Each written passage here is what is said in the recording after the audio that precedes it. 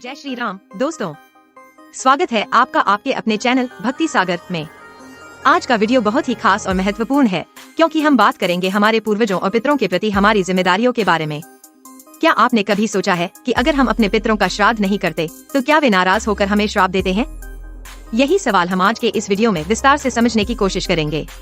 तो दोस्तों, वीडियो को अंत तक जरूर देखिएगा क्योंकि यह न केवल हमारे धर्म और संस्कृति से जुड़ा हुआ विषय है बल्कि यह हमारे जीवन के हर पहलू को भी प्रभावित करता है।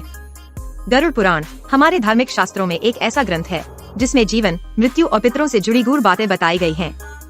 गरुड़ पुराण में यह स्पष्ट रूप से कहा गया है कि जब कोई व्यक्ति धरती लोक से विदा लेता है तो उसे पितृलोक में जाना पड़ता है, जहाँ यमराज उनके कर्मों का निर्णय करते हैं।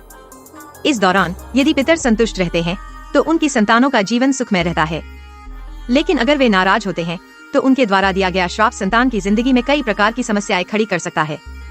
अब सवाल यह है कि पितर नाराज क्यों होते हैं और अगर हम उनका श्राद्ध नहीं करते तो क्या वे सच में हमें श्राप देते हैं?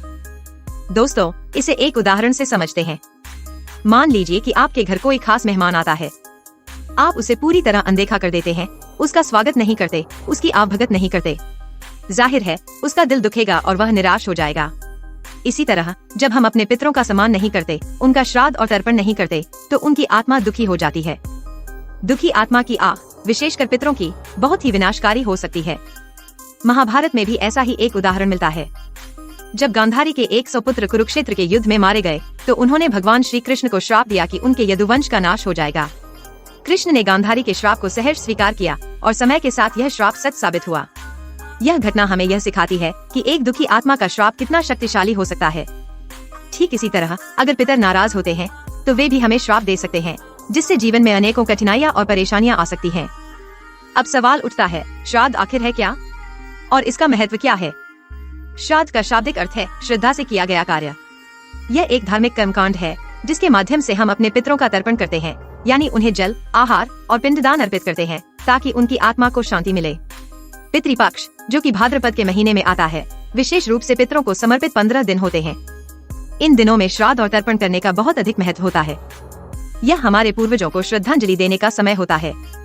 माना जाता है कि इस दौरान पितरों की आत्माएं धरती पर अपने परिवारों के बीच आती हैं और हमारे द्वारा किए गए श्राद्ध से प्रसन्न होती हैं। गरुड़ पुराण में यह भी कहा गया है कि यदि पितर प्रसन्न हो तो खोया हुआ राजपाट भी वापस मिल सकता है। उनका आशीर्वाद जीवन की हर कठिनाई को हल्का कर सकता है और हमारी उन्नति में सहायक हो सकता है। इसलिए दोस्तों, यह बहुत जरूरी है कि हम पितरों का सम्मान करें, उनका श्राद्ध विधि पूर्वक करें और उन्हें प्रसन्न करें। अगर हम यह नहीं करते तो हमें उनके श्राप का सामना करना पड़ सकता है, जिसका असर न केवल हमारे जीवन पर बल्कि हमारी आने वाली पीढ़ियों पर भी पड़ सकता है।